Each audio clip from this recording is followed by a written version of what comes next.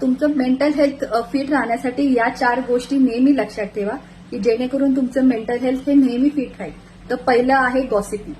Gossiping हे जे आहे की गॉसिपिंग मध्ये पार्टिसिपेट करणं बंद करा, जेणेकरून तुमच्या मनामध्ये जो निगेटिव्हिटी आहे, तुमच्या मनात जे निगेटिव्ह विचार आहे, तो जो कचरा आहे ना, तो निघून जाईल.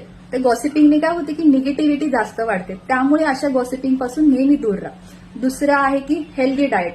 आपल्या जेवणामध्ये जास्तीत जास्त हेल्दी डाएट घ्यायचा प्रयत्न करा, याचा सुद्धा खूप उपयोग होतो आपल्या मेंटल हेल्थवर. तिसरं आहे की डिसिजन मेकिंग.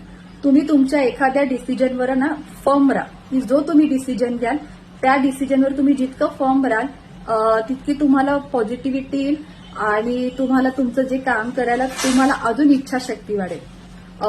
चौथं आहे मेडिटेशन. रोज निदान 10 मिनिटं तरी मेडिटेशन करा की जेणेकरून आपलं बॉडी आणि आपलं माइंड हे रिलॅक्स राहतं आणि त्याचा उपयोग आपल्या मेंटल हेल्थवर खूप फरक पडतो त्याचा. त्यामुळे मेडिटेशन हा एकदम महत्वाचा पार्ट आहे आपल्या मेंटल हेल्थसाठी. तर या 4 गोष्टी नक्की फॉलो करा. धन्यवाद.